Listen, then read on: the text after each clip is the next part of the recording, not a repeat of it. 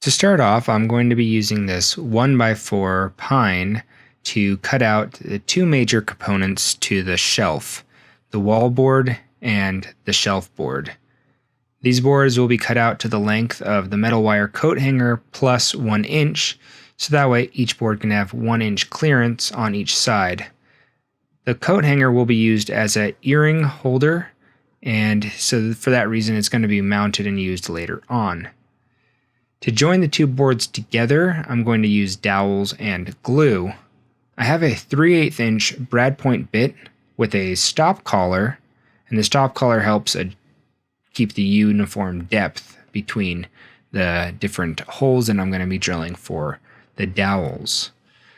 With the holes drilled out on the wall board, I'm going to remount this with an extra piece of plywood and use the dowel hole markers to transfer the holes to the shelf board.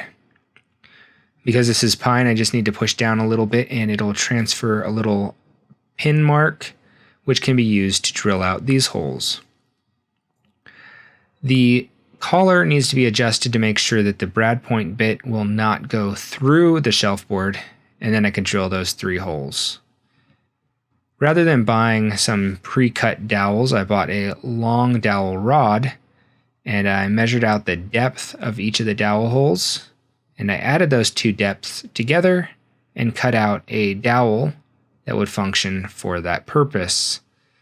The glue up couldn't be simpler. Just apply the glue, make sure the dowels are in there tight, and knock it together and hold it together with clamps.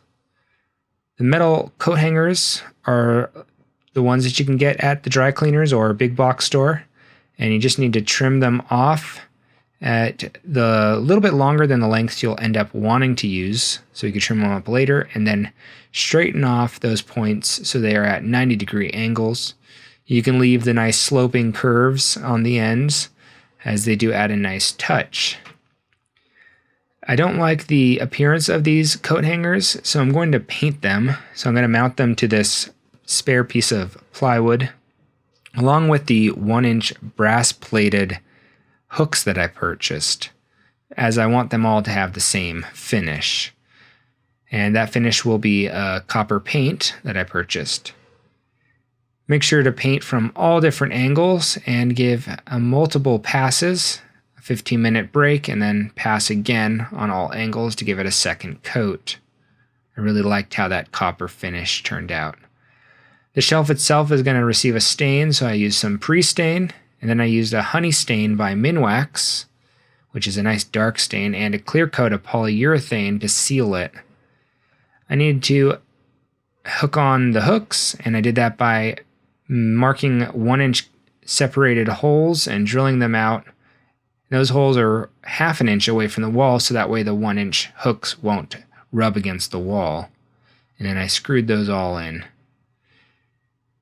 The next thing to do is to attach the wire coat hangers. Before I can attach them, I'm going to drill the holes out and make sure they fit nicely on both the top and the bottom. Now the wire coat hangers are just wire. They don't have any screws, heads, or glue, so I'm going to need to adhere them, and I found the best way to adhere them is super glue. Super glue is really strong and bonds well with wood and metal. So just a little dab and pushing it in will definitely keep this bar from going anywhere in its lifetime. The last problem to solve is how to mount this to the wall. And you can put screws straight through the wall board, or you can do as I do and cut a keyhole in the back, and the keyhole will function as a place for a screw head to be hooked onto. So I just put 2 screw heads or 2 screws into the wall, and then I could slip this on over the keyhole and it'll lock it to the wall nice and secure.